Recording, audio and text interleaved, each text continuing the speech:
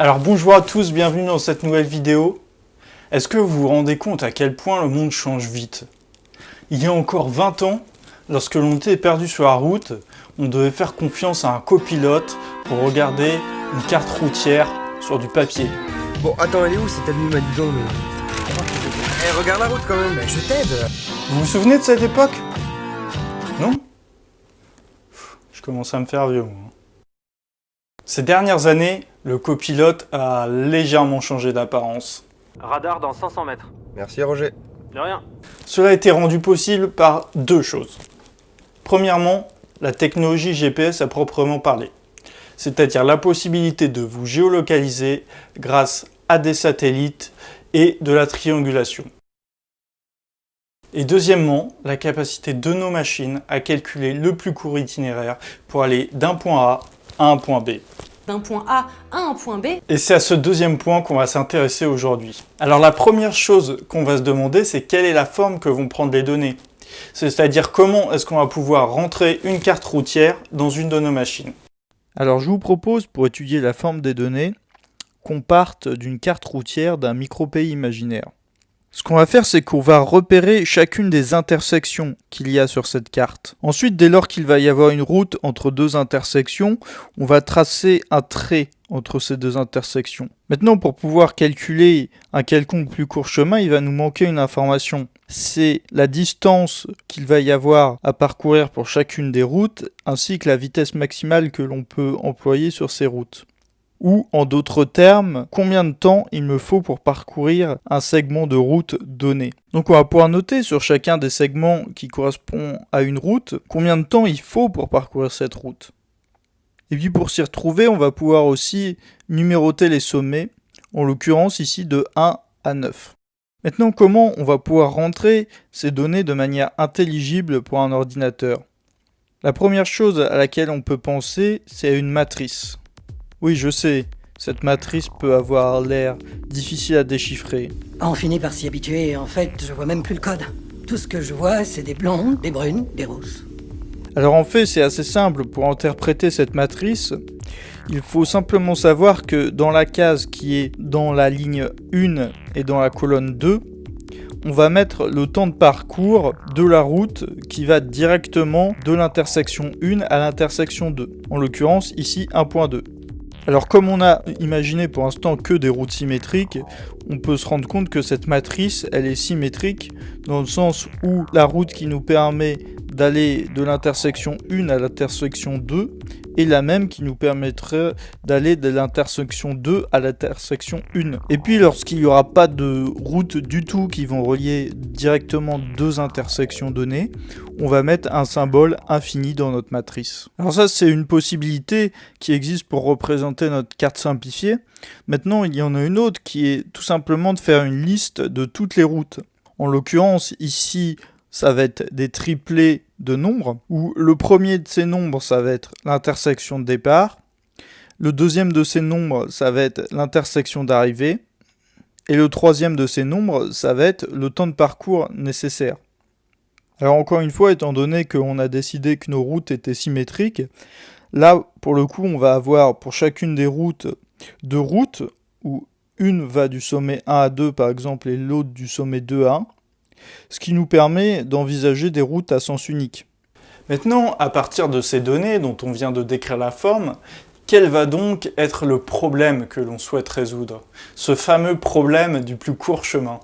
Alors pour définir ce problème du plus court chemin, on va partir de données qui vont correspondre à la représentation de la carte telle qu'on vient de la voir. C'est-à-dire qu'on va avoir n intersections et m routes, et ces m routes, ça sera des triplés, dans le sens où il y aura un départ, une arrivée et un temps de parcours. Puis il va falloir ajouter à ça le choix des intersections d'arrivée et de départ qu'on va nommer D et A, entre lesquelles on va vouloir calculer notre plus court chemin. Alors la question qui va nous intéresser dans ce problème du plus court chemin, c'est la question de trouver une suite de routes. Donc une suite de routes qui va nous emmener du départ à l'arrivée. Maintenant, cette suite de routes, elle va devoir minimiser le temps de transport et donc minimiser la somme des temps de parcours de chacune des routes qui se trouvent dans cette suite. Et on va imposer des contraintes à cette suite de routes, celle que l'intersection de départ de la première route va devoir être égale à D, donc l'intersection de départ de notre problème du plus court chemin, et l'intersection d'arrivée de la dernière route de la suite va devoir être égale à A, c'est-à-dire l'arrivée de notre problème du plus court chemin. Et enfin, on va demander que pour chacune des routes qui est dans la suite, le sommet de départ d'une route est égal au sommet d'arrivée de la route qui la précède. Et ceci pour assurer que notre chemin est bien contigu et qu'on puisse bien le parcourir. Puisque une fois que une route nous aura mené à une intersection, la suivante partira de cette intersection-là, et donc on peut suivre ce chemin. Alors comment faire pour résoudre ce problème du plus court chemin ? Vous avez une idée ? On pourrait tester toutes les solutions. Qui a dit ça ?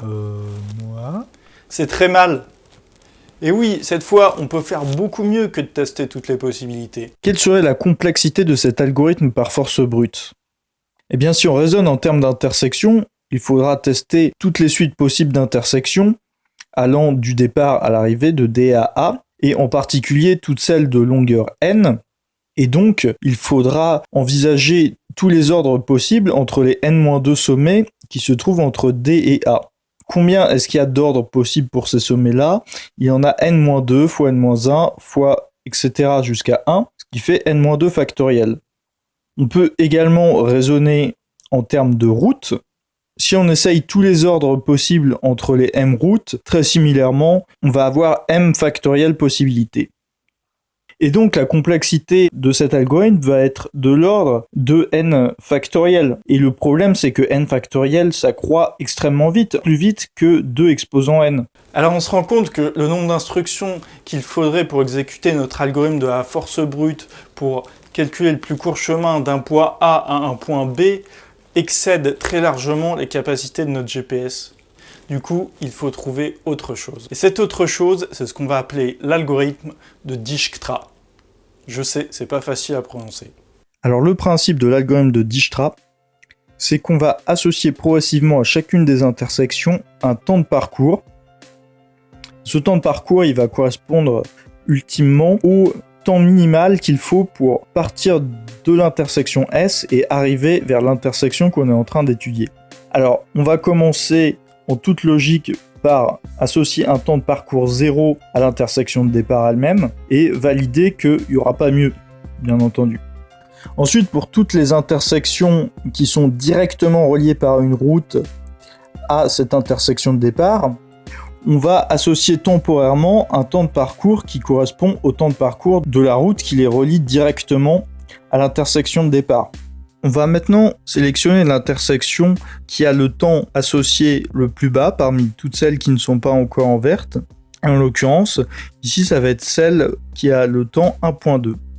Et on va pouvoir dire avec certitude qu'il n'y aura pas mieux comme temps pour aller à cette intersection-là, parce que si on décidait de couper par une des autres intersections, ça nécessiterait déjà plus de temps pour aller à cette intersection-là. Donc on va la mettre en verte pour montrer qu'on est sûr qu'il n'y a pas un meilleur temps. Et puis on va examiner toutes les routes qui partent de cette intersection-là. Et en particulier toutes les routes qui vont vers une intersection qui n'est pas en vert. Donc par exemple là on voit qu'il y a une route qui a un temps de parcours de 0,6 et qui mène vers une intersection qui n'est pas encore en vert, mais qui a un temps associé de 2. Et là on va pouvoir se dire, si on emprunte cette route, on va pouvoir aller vers cette intersection-là en 1,2 plus 0,6, ce qui est inférieur à 2. Et du coup, on va mettre à jour le temps qui va être associé à cette intersection-là. On va mettre 1,8. Et puis pareil, pour l'autre intersection qui n'avait encore aucun temps associé, on va associer le temps 1,2 plus 0,8, ce qui nous fait un temps de 2. Et l'idée, c'est qu'on va répéter cette manœuvre, on va mettre en vert l'intersection qui a le temps minimal, on va répéter les mêmes opérations, encore et encore, jusqu'à ce qu'il y ait de plus en plus d'intersections qui passent en verte, et ultimement, on va avoir l'intersection de destination qui va passer en verte. Et là, en l'occurrence, on sera capable de dire le temps minimal pour aller du départ à l'arrivée, ça va être 3,2. Alors vous allez me dire, c'est sympathique, on a réussi à trouver quel est le temps minimal pour aller du départ jusqu'à la destination. Maintenant, on aimerait bien savoir quel chemin emprunter. Et bien pour ça, on va utiliser une technique très simple. On va partir de l'arrivée, on va examiner toutes les routes qui sont reliées à l'arrivée, et puis parmi celles-là, il va y en avoir une où le temps de parcours de cette route plus le temps minimal qui va correspondre à l'intersection qu'elle relie sera égal à notre temps d'arrivée. Et en l'occurrence, ici, c'est cette intersection-là qui avait un temps minimal de 2,5 auquel on ajoute le temps de parcours de la route de 0,7, ce qui fait 3,2. Et puis, on va réitérer l'opération, c'est-à-dire que à partir du sommet qui a un temps minimal de 2,5, on va regarder toutes les routes, et puis on va voir qu'il y en a une, elle prend un temps de parcours de 0,5 et elle va vers une intersection où le temps minimal est de 2. Et ainsi de suite, jusqu'à arriver à l'intersection de départ, et on va avoir notre meilleur chemin, notre plus court chemin entre le départ et l'arrivée. Et voilà, notre algorithme de Dijkstra est terminé. On a trouvé notre plus court chemin. Turn right onto Rutherford Road South, then turn right onto Bramsteel Road. Alors on va pouvoir se poser la question de quelle est la complexité de cet algorithme de Dijkstra. Cet algorithme de Dijkstra, il va correspondre à une succession d'intersections qu'on va passer en vert. Et pour passer une intersection en vert, il va falloir d'abord trouver quelle est l'intersection qui va avoir le temps minimal associé parmi les intersections qui ne sont pas encore mises en vert. Et puis mettre à jour tous les voisins. Donc pour la première, ça va être n opérations, et pour le deuxième, m opérations, où m est le nombre de routes. Et donc, il y a au plus n intersections à passer en vert, bien entendu, étant donné qu'il n'y a que n intersections. Et donc, le nombre d'opérations nécessaires au total, ça va être un grand taux de n fois n plus m. Donc, on se rend compte que c'est beaucoup plus rapide que le n factoriel qu'on avait pour la force brute. Et voilà dans les grandes lignes comment nos machines font pour calculer l'itinéraire le plus rapide vers votre destination. Alors bien sûr, il y a plein d'optimisations possibles à ça. Il y a plein de façons intelligentes de réduire toujours un peu plus le nombre d'instructions qui vont être nécessaires pour calculer cet itinéraire. Mais dans l'esprit, c'est bien ce type d'algorithme qui va être utilisé par les services les plus connus que vous utilisez sûrement pour calculer un itinéraire, à commencer par Google Maps. Voilà, c'est tout pour cette vidéo, j'espère qu'elle vous a plu. La prochaine fois, on va enfin aborder la question de qu'est-ce que la théorie de la complexité.